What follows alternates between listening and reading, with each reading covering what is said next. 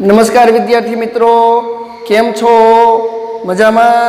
धोरण 11 सायन्स भौतिक विज्ञान प्रकरण नंबर 8 गुरुत्वाकर्षण। लास्ट लेक्चर अंदर आपणे स्वाध्यायना दाखलाओनी चर्चा करेली छे। आज 14मा लेक्चर अंदर जेटला स्वाध्यायना दाखला थाय એટલા આપણે કરવાના છીએ, બાકીના તમારે હોમવર્કની અંદર કરવાના છે। એટલે કે આજે આપણે ગુરુત્વાકર્ષણના છેલ્લા લેક્ચરમાં છીએ। લાસ્ટ લેક્ચરમાં થાય એટલા બધા દાખલા કરવાના છે, બાકીના બધા દાખલાઓ તમારે હોમવર્કમાં કરવાના છે। જો ન આવડે તો મારો સંપર્ક કરી શકો છો। ચાલો, તો લાસ્ટ લેક્ચરની અંદર આપણે સ્વાધ્યાયના 16 દાખલા સુધી ચર્ચા કરી। આજે આપણે 17મા દાખલાની ચર્ચા કરવાની છે। સ્વાધ્યાયનો 17મો દાખલો।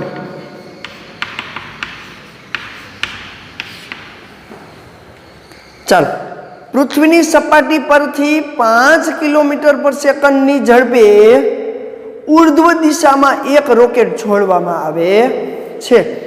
પૃથ્વીની સપાટી ઉપરથી, ધારો કે આ પૃથ્વી છે, પૃથ્વીની આ સપાટી ઉપરથી પ્રારંભિક વેગ કેટલો થયો તો જોવો જોઈએ। રોકેટનો પ્રારંભિક વેગ vi is equal two 5 kilometre પર સેકન્ડ, એટલે કે 5 ગુણ્યા 10⁻³ મીટર પર સેકન્ડના વેગથી ફેંકવામાં આવે છે। કઈ તરફ? ઉપરની તરફ। તો પૃથ્વીની કેન્દ્રથી શરૂઆતમાં re જેટલી ત્રિજ્યા હોય એક રોકેટ છોડવામાં આવે છે। પૃથ્વી પર પાછા આવતા અગાઉ રોકેટ કેટલી દૂર સુધી ગઈ હશે? ઉદાહરણ તરીકે રોકેટ આ દિશામાં જાય છે અને મહત્તમ અહીંયા પહોંચે છે અને પછી પાછી આવે છે, અહીંયા પહોંચે છે અને પાછી આવે છે। ધારો કે પૃથ્વીની સપાટીથી h ઊંચાઈએ પહોંચે છે, તો કેન્દ્રથી કેટલું અંતર થાય?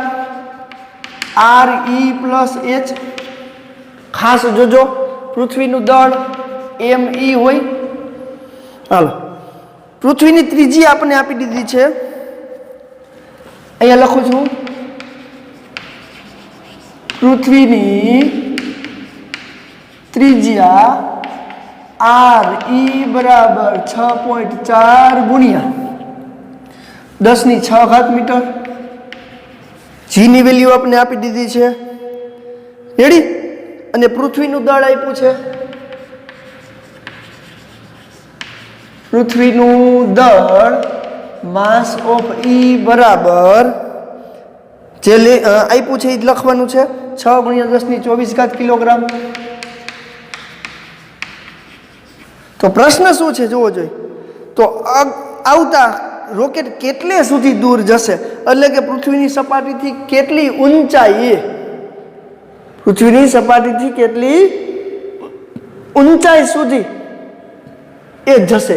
તો જોવો જોઈએ, ધારો કે એ h ઊંચાઈએ જાય ત્યારે અંતિમ વેગ થોડી વાર માટે સ્થિર થઈ જાય, તો અહીંયા એ પણ લખી નાખીએ કે રોકેટ h ઊંચાઈ પ્રાપ્ત કરે ત્યારે તેનો અંતિમ વેગ vf ઇઝ ઇક્વલ ટુ 0, કારણ કે થોડી વાર માટે સ્થિર થઈ જાય। તો ચાલો, સપાટી ઉપર હોય ત્યારે અને એ જ ઊંચાઈએ પહોંચે ત્યારે એની કુલ ઉર્જાનો સરવાળો અચળ જ રહે। તો અહીંયા એમ લખી શકાય કે આથી ઉર્જા સંરક્ષણના નિયમ પ્રમાણે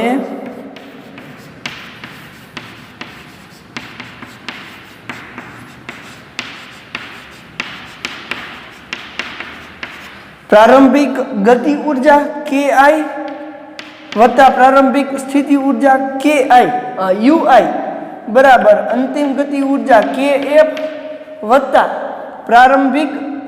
અંતિમ સ્થિતિ ઉર્જા uf જેટલી થાય। ખાસ ધ્યાન આપજો, અહીંયા શું છે? ki પ્લસ ui, પ્રારંભિક ગતિ ઉર્જા પ્લસ પ્રારંભિક સ્થિતિ ઉર્જા અંતિમ ગતિ ઉર્જા પ્લસ અંતિમ સ્થિતિ ઉર્જા, ઉર્જા સંરક્ષણના નિયમ પ્રમાણે. હાલો, પ્રારંભિક ગતિ ઉર્જા એટલે 1/2 m. ધારો કે રોકેટનું દળ બરાબર m જેટલું છે, તો આ બિંદુએ એની ગતિ ઉર્જા m vi², સ્થિતિ ઉર્જા ઋણ હોય તો -g me m અપોન આ અંતર કેટલું છે re જેટલું બરાબર. હાલો, અંતિમ ગતિ ઉર્જા h ઊંચાઈએ અંતિમ ગતિ ઉર્જા એનો વેગ કેવો હોય? શૂન્ય હોય. તો ગતિ ઉર્જા શૂન્ય લખવાની જરૂર નથી. હવે સ્થિતિ ઉર્જાની વાત કરું તો આ બિંદુએ સ્થિતિ ઉર્જા કેટલી હશે? તો કે -g me m અપોન અંતર કેટલું? re plus h. બધામાંથી m કોમન નીકળીને ઉડી જાય. શોધવાનું શું છે? h. પણ એના પહેલા હું આને ઓલી બાજુ જવા દઉં, પ્લસ થઈ જાય. તો જોવો જોઈએ, હવે પ્રક્રિયા ખાસ ધ્યાન આપજો. તો અહીંયા શું વધ્યું? vi²/2 બરાબર આ ઓલી બાજુ જાય એટલે પ્લસ થઈ જાય, એટલે કે g me upon re -g me upon re plus h. Common શું નીકળે? gme. હાલો, આ એમનો મત છે vi²/2 એમનો. જો કંઈ નથી કર્યું, આને ઓલી બાજુ લઈ ગયા છીએ. હાલો, આમાંથી gme કોમન નીકળે તો gme. હાલો, 1/re -1/re plus h cross ગુણાકાર કરું તો આમ થાય. જુઓ, re પ્લસ h આમ ગુણાય -re છેદમાં re ગુણ્યા re પ્લસ h. સમજાણું? કંઈ જ નથી કર્યું. પેલા એને કોમન કાઢી લીધા, 1/re વધે -1/re પ્લસ h વધે, આમ ક્રોસ ગુણાકાર કર્યા. re પ્લસ re માઇનસ ઉડી ગયા. તો વધ્યું શું?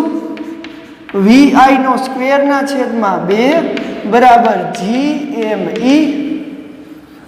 re અહીંયા લઈ લો અને ઉપર નીચે re વડે ગુણો તો અહીંયા re² થઈ જાય.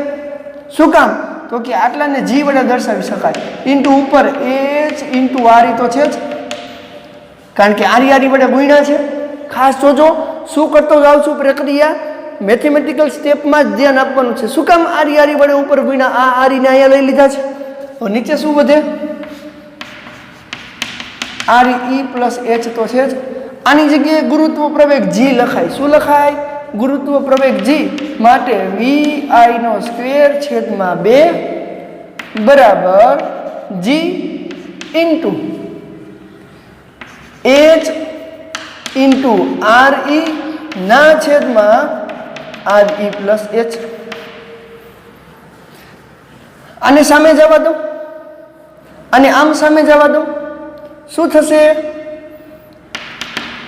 અને આની હારે ગુણો તો vi² into re plus vi² into h. 2 સામે જાય તો 2g re ઇન્ટુ h. ખાસ જોજો શું કરું છું.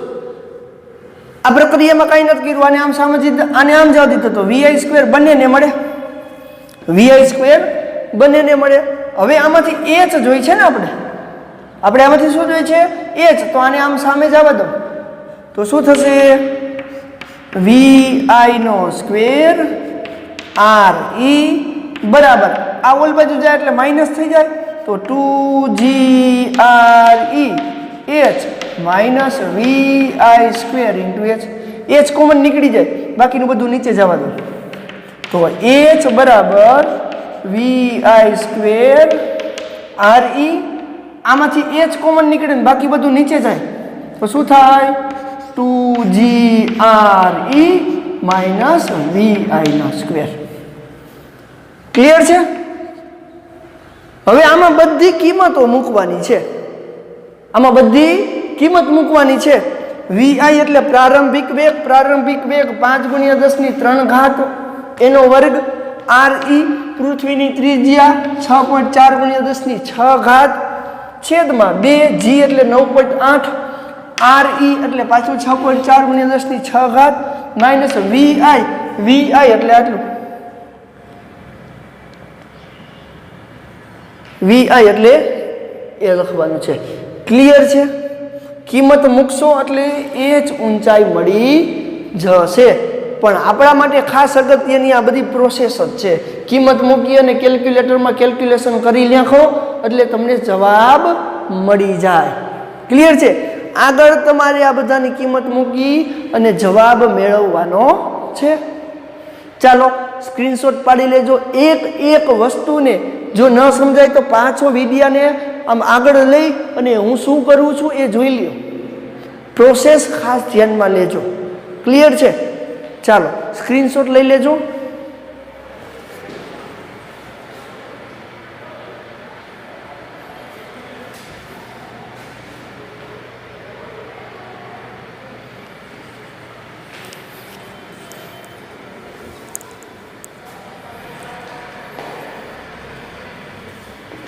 નેક્સ્ટ દાખલો.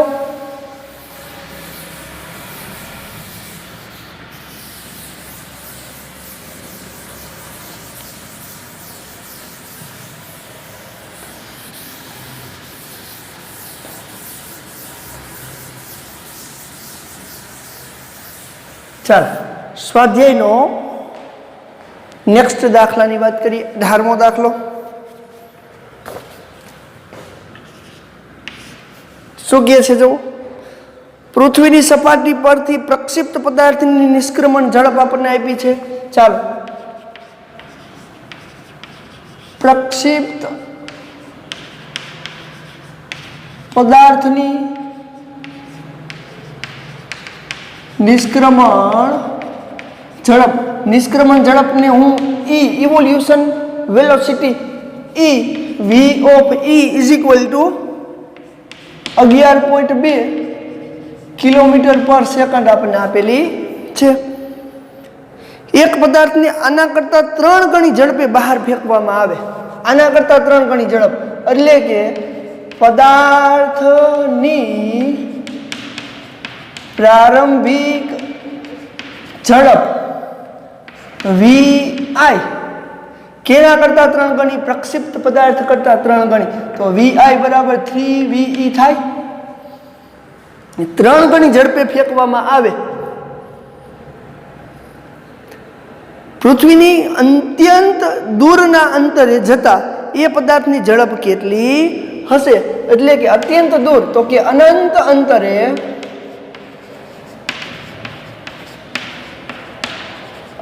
અંતરે પદાર્થનો અંતિમ વેગ vf બરાબર કેટલો એ આપણે શોધવાનો છે. એકદમ સરળ છે, જોજો.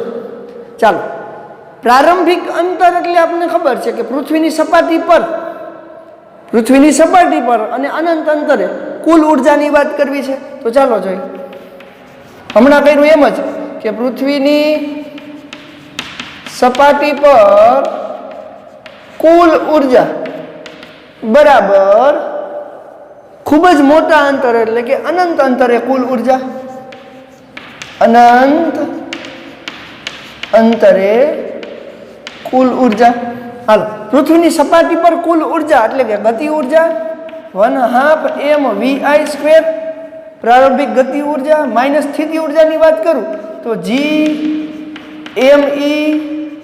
m upon r e આટલી એની સ્થિતિ ઉર્જા સપાટી ઉપર હોય આપણને ખબર જ છે. હાલો બરાબર અનંત અંતરે સ્થિતિ ઉર્જા શૂન્ય થઈ જાય એટલે માત્ર ને માત્ર કઈ ઉર્જા હોય? ગતિ ઉર્જા એક જ હોય એટલે કે 1/2 mvf². હવે હું શું કરું જોવો જોઈએ તો કે અહીંયા મારે નિષ્ક્રમણ ઝડપનું સૂત્ર લઈ આવું છે. તો જોવો જોઈએ કે અહીં નિષ્ક્રમણ ઝડપ VE is equal to under રૂટની અંદર 2GME upon RE થાય. તો ખાલી અહીંયા ઉપર નીચે તો VE નો સ્ક્વેર બરાબર શું થાય? VE નો સ્ક્વેર કરી નાખું તો અંડર રૂટ નીકળી જાય 2GME upon RE. તો અહીંયા મારે માત્ર ને માત્ર આ સમીકરણમાં શું કરવાનું થાય? એની કિંમત મૂકવાની થાય. તો અહીંયા કેટલા વડે ગુણું? તો કે 2 વડે ગુણું, 2 વડે ભાગું એટલે 1/2. તો આવું થશે. તો સમીકરણ 1 પરથી 1/2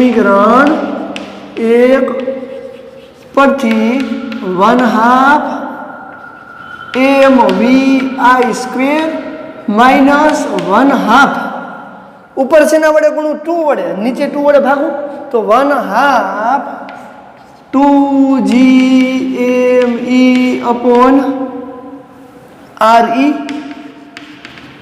ઇન્ટુ એમ તો છે જ is equal to 1/2 mvf square. ખાસ જોજો. હાલો આટલાની જગ્યાએ શું લખાય? નિષ્ક્રમણ ઝડપ VE નો સ્ક્વેર માટે 1/2 mvi સ્ક્વેર માઇનસ 1/2 એમ તો છે જ ને એમ VE square is equal to 1/2 mvf square. હાલો 1/2 એમ ઉડી જાય. વધ્યું શું? VI સ્ક્વેર VI ની જગ્યાએ શું લખાય? 3 VE. તો 3 VE એટલે 9 VE નો સ્ક્વેર. ખાસ જોજો પ્રારંભિક વેગ કેટલો છે? નિષ્ક્રમણ કરતા 3 ગણો. તો 9 VE square minus VE square is equal to VF નો સ્ક્વેર. માટે VF નો સ્ક્વેર બરાબર 9 માંથી 1 જાય એટલે 8 VE સ્ક્વેર. માટે VF ઇઝ ઇક્વલ ટુ વર્ગમૂળની અંદર 8 ગુણ્યા VE. હાલો વર્ગમૂળની અંદર 8 ગુણ્યા VE જોજો હો. 8 નું વર્ગમૂળ એને ગુણ્યા VE કેટલો આપ્યો છે? 11.2. તો આથી અંતિમ વેગ VF બરાબર 31.67 કિલોમીટર પ્રતિ સેકન્ડ. તો જ્યારે એને નિષ્ક્રમણ ઝડપ કરતાં 3 ગણી ઝડપે જો ફેંકવામાં આવશે તો ખૂબ જ મોટા અંતરે એનો અંતિમ વેગ કેટલો હશે? 31.67 કિલોમીટર પ્રતિ સેકન્ડ જેટલો હશે. ખાસ આ પ્રોસેસને આ બધા જ જેટલા તબક્કાઓ આપણે લીધા છે એને ખાસ ધ્યાન આપવાના છે. ક્લિયર છે?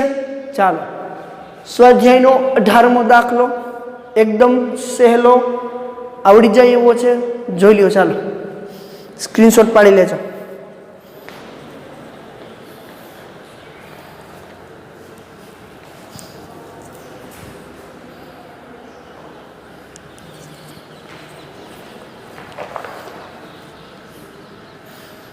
ચાલો નેક્સ્ટ દાખલો સ્વાધ્યાયનો.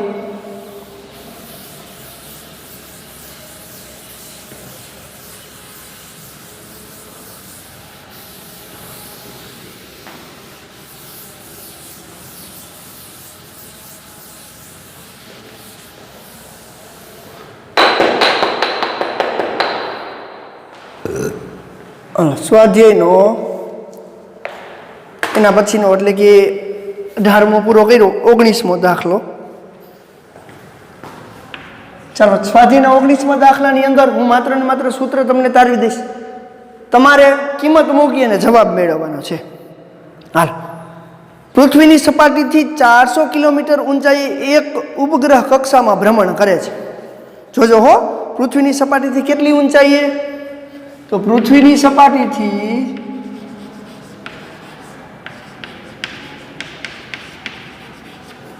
ઉપગ્રહની ઊંચાઈ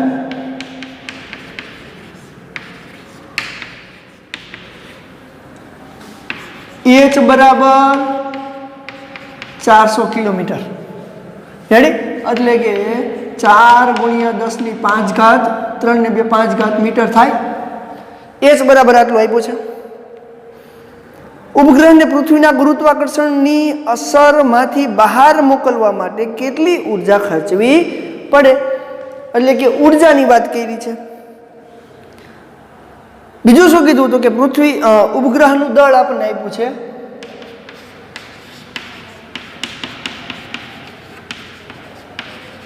m બરાબર 200 kg.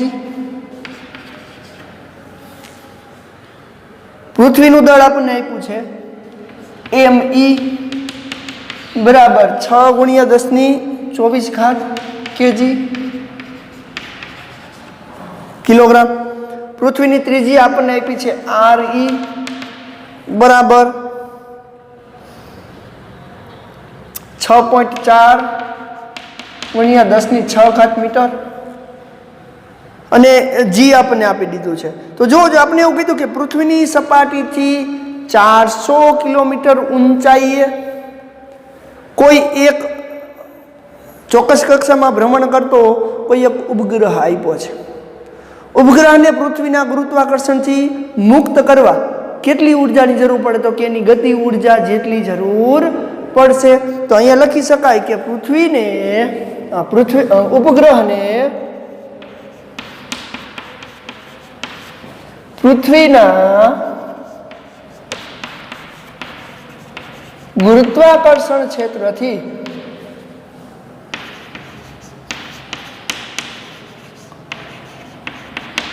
મુક્ત કરવા માટે જો મુક્ત થઈ જશે તો એની ગતિ ઉર્જા જેટલી જરૂર પડે કેટલી તો કે કારણ કે સ્થિતિ ઉર્જા શૂન્ય થઈ જાય તો ઉપગ્રહને પૃથ્વીના ગુરુત્વાકર્ષણ ક્ષેત્રથી મુક્ત કરવા માટે કુલ ઉર્જા જરૂરી કુલ ઉર્જા E બરાબર ગતિ ઉર્જા પ્લસ સ્થિતિ ઉર્જા. પરંતુ સ્થિતિ ઉર્જા અનંત અંતરે શૂન્ય હોય તો અહીંયા લખી શકીએ કે અહીં અનંત અંતરે એટલે કે મુક્ત થઈ જાય ત્યારે ગ્રહની અથવા તો ઉપગ્રહની સ્થિતિ ઉર્જા શૂન્ય હોય માટે ગતિ ઉર્જા જેટલી કુલ ઉર્જા થાય તો કે E બરાબર ગતિ ઉર્જા. હવે ગતિ ઉર્જાનું સૂત્ર સ્થિતિ ઉર્જા કરતા અડધું હોય અને એના ધન મૂલ્ય જેટલું હોય કારણ કે 1/mv² વાળું સૂત્ર નહીં વાપરી શકીએ અહીંયા તો આપણે નિષ્ક્રમણ ઝડપ લખવી પડે એટલે કે અહીંયા આપણે સૂત્ર વાપરવું પડશે Gm(2)(re+h).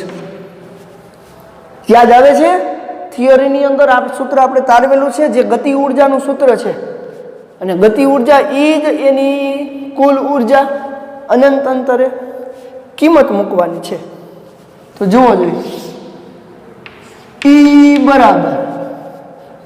બરાબર G 6.67 ગુણ્યા 10⁻11 માસો અર્થ 6 ગુણ્યા 10⁻24 અને ઓલું 200 કિલોગ્રામ છેદમાં હાલો બધું મૂકી દીધું છેદમાં 2 કૌંસની અંદર RE પૃથ્વીની ત્રિજ્યા 6.4 ગુણ્યા 10⁶ પ્લસ ઊંચાઈ 4 ગુણ્યા 10⁵. હવે ખાસ અહીંયા ધ્યાન આપજો E બરાબર જોજો પેલા ઉપરની વાત કરું તો 6.67 ગુણ્યા 6 અને ગુણ્યા 200 અથવા 2 કરું કારણ કે ઘાતમાં કન્વર્ઝન કરી નાખશું. ચાલો 2 એટલે આપણને મળે છે 80.04.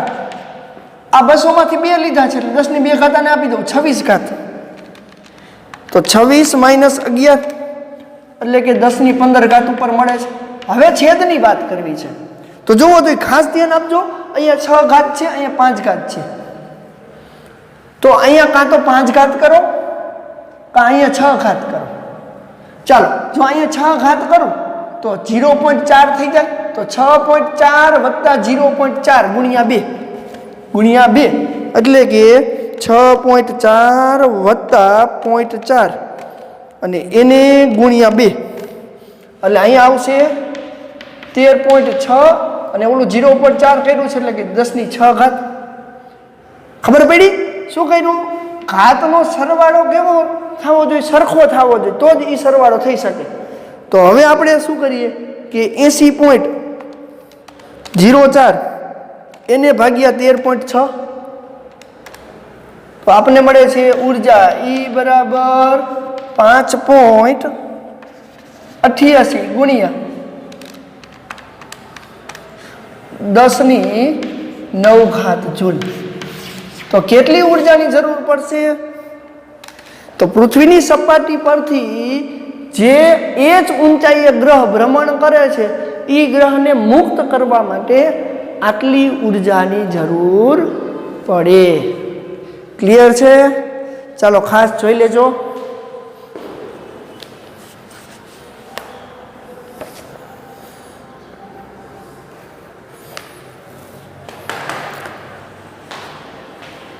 સ્વાધ્યાયનો 20મો અને 21મો દાખલો સ્વાધ્યાયનો 20મો અને 21મો દાખલો 17, 18 અને 19ના કોન્સેપ્ટ જેવો જ છે એટલે 20 અને 21 બંને દાખલાઓ તમારે છે એ હોમવર્કની અંદર કરવાના છે વ્યવસ્થિત બધા સ્ટેપ સમજી રકમને સમજી શું કહેવા માંગે છે થિયરીનો ભરપૂર ઉપયોગ કરવો પડશે એની અંદર રેડી એટલે કે 19 પછી 20 અને 21માં દાખલાઓ તમારે હોમવર્કમાં કરવાના છે તો એ બંને દાખલા હોમવર્કમાં કરી લેવાના છે આથી આજે આપણે ચેપ્ટર નંબર 8 ને પૂર્ણ જાહેર કરીએ છીએ હવે ભાગ 2 ના ચેપ્ટરની શરૂઆત આપણે કરવાના છીએ કયું ચેપ્ટર લેવું એ આપણે વિચારીને લેશું કારણ કે 12મા ધોરણની અંદર કામ આવે એવા ચેપ્ટરની શરૂઆત પહેલાં કરશો પછી 12th ચાલુ કરી દેવું હોય